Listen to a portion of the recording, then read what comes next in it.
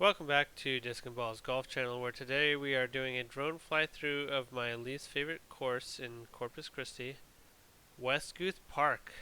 And I actually did win my first MA3 C tier here, but still not quite my favorite course here.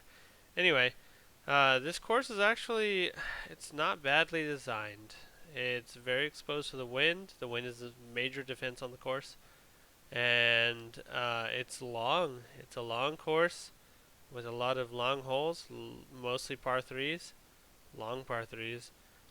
And so playing for par is, generally speaking, the best way to manage it at the lower levels, lower amateur levels anyway.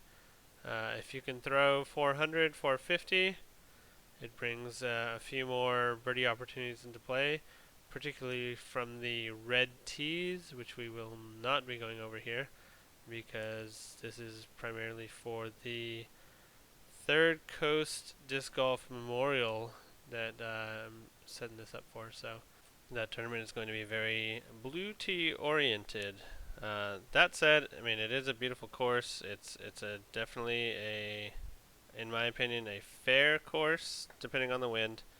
And then it's got the notorious duck shit pond from I think one of my first videos. So yeah, look at that murky stuff. Ugh, gross. Don't throw your disc in there, kids. And with that said, let's get this started. Hole number 1 is duck shit pond. It is 402 feet, but unless you have about 530 feet of power to go over the trees, you're going to be contending with that pond. There was a recent water survey published by the city of Corpus Christi. Found that the water in there is actually 68% duck shit, 29% water, actual water, and then 3% things like used condoms, hypodermic needles, stuff of that sort. I think that comes out to 100. If it doesn't, whatever. Anyway, personally, I like to throw under this tree on the right here. Try and open up a lane low where you can skip a groove across the water or throw something, strong and stable. It's actually tough to get the power to get over the pond from a knee if you are, cut off. But don't hit the people in their family. They're probably contaminated with duck shit germs. But under the trees here is probably your safest bet. If you can give yourself an angle, that's a good look. You can go around, which is almost always a bogey. But if you put your second shot over the water, you should have a somewhat reasonable par putt. Generally speaking, it's hard to end up too far away because of the way this green is set up. Hole number 2 is 332 feet. You have a couple different options. You can throw something big and high over the right side here, kind of in the method that the drone is flying in. Throw a big spike hyzer if you have that sort of power, or you can go a low route, kind of where the drone ended up now. Slight turnover that ends up right toward the basket. Hole 3 is 404 feet, and you can go around to the right of these trees and hopefully get something to fade back. Personally, I prefer this left route either with a turnover or frequently a forehand. It's just safe. Sidewalk on the left side is OB. OB and beyond is sidewalk. And so if you can land something up here on your first shot from the blues, that's pretty good. Give yourself a reasonable 120 or so foot up shot getting into this green that is protected by this one tree, this one bastard tree that seems to knock everything down. Overall, reasonable par, but a challenging birdie for the shorter thrower. There is not a lot to say about hole 4. It's 395 feet. It's across this very flat area, just not a lot of features. Don't throw it into the ground. Don't throw it too high into the prevailing right to left wind. And don't throw it too firmly down this green, because it actually slopes downward as you get over the edge of the hill toward the green. So it's possible to slide long or bounce long. And that's about it. Hole 5 is a long 496 feet, 151 meters, and I figured if Flexline Media out of New Zealand can put feet on their tournament coverage, I might as well be nice and put meters on there. I'm still gonna gripe about it though. Hole 5 though, you throw down to these trees, generally not exactly behind them, because that just makes the hole just way more challenging than it needs to be. There's almost infinite space to the left to not throw it behind the trees. And it gives you this little upshot if you throw it properly, throw a decent drive under this tree, or a little flex line. It gives you both the forehand and backhand options regardless of hand. And the green is a little bit exposed to the wind, not as bad as some other holes, but still can be challenging. Hole 6, you get to pick your battle. You can contend with the trees through the low tunnel shot, or you can throw it over the top and battle the wind, which is typically a bit of a headwind, maybe slightly quartering. But the low shot is the more common one, I would say, from the people I've played with, and the high shot is usually safer for initial distance. The birdie here feels great. It's a very well earned one, I would say, generally, because of all the protection left and right leading up to the green. Hole 7 is long, 532 feet. There is only one tree in the fairway that typically comes into play from the blue tees, and that's this one here. The straighter shot is right of this tree. The safer shot is left of it with a forehand or other disc that will fade out to the left. Once you're over this hill here, or once you're past that first tree, it's a fairly long upshot for the shorter thrower. I heard that Ricky Wysocki actually bombed it OB into the street behind the basket there when he was out here. Hole 8 is what I would consider probably the first gettable hole on the course. It's 315 feet. There's a flex line right of this main tree here. There's also my preferred line, which is just hang it out over this ditch here to the left and go with the forehand, run it up to the basket that way. It's fair but challenging. You have to hit your line if you want to get to the basket. Hole number 9 is a straight, unguarded shot up the hill. There used to be some trees here that the drone is actually flying over the stumps of that forced you to shape the shot left to right. Now that those are gone, you just have a straight throw up the hill, read the wind right, and it should be a reasonable birdie opportunity. I'm just going to say it. I like hole 10 a lot. It's 268 feet.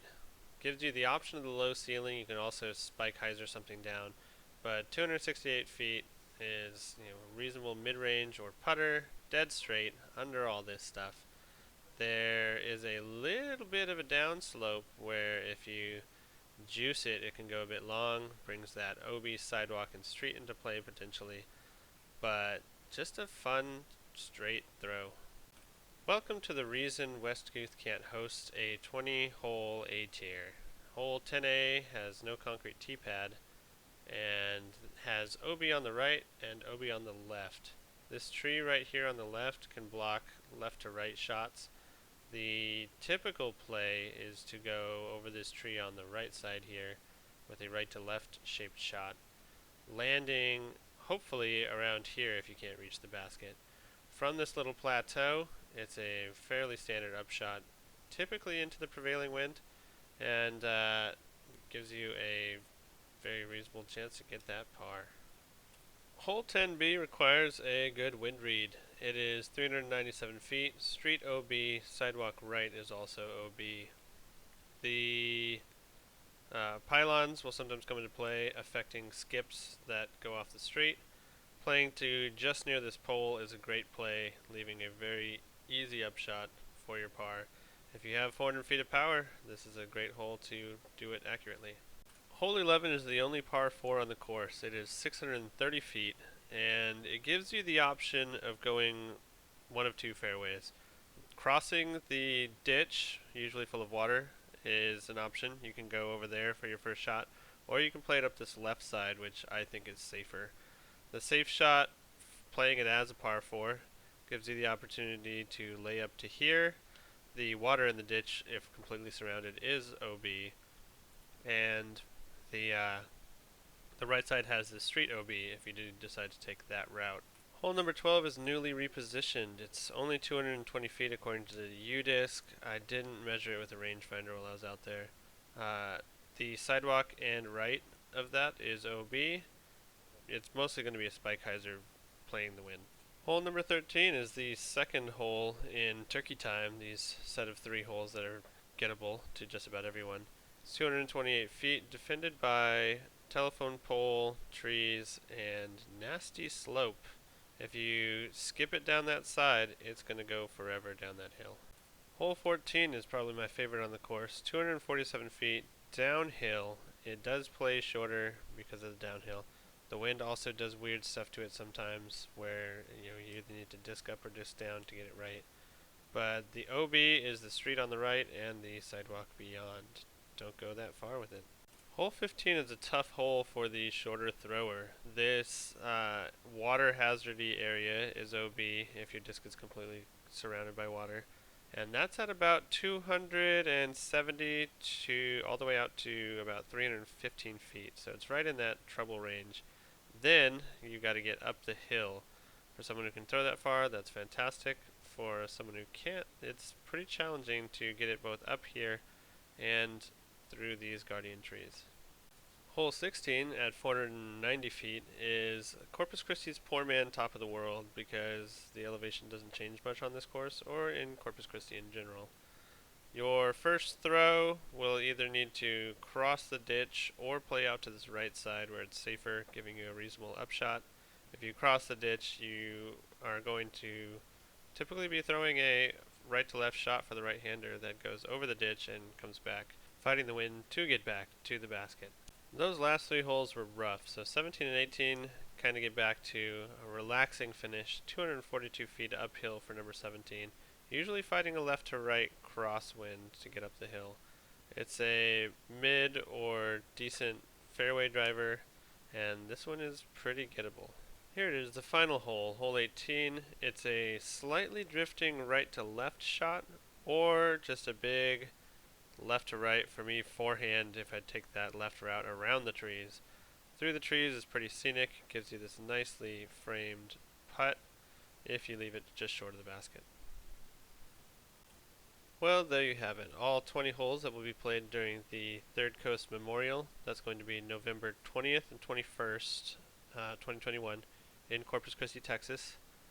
Sign up on DG Scene. I will post a link in the description.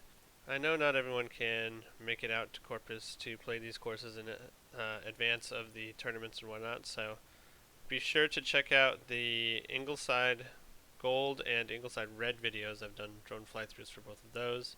Hopefully you found this super informative and mildly to moderately entertaining. As always, thank you for watching, and hopefully I'll see you on the course and at the tournament.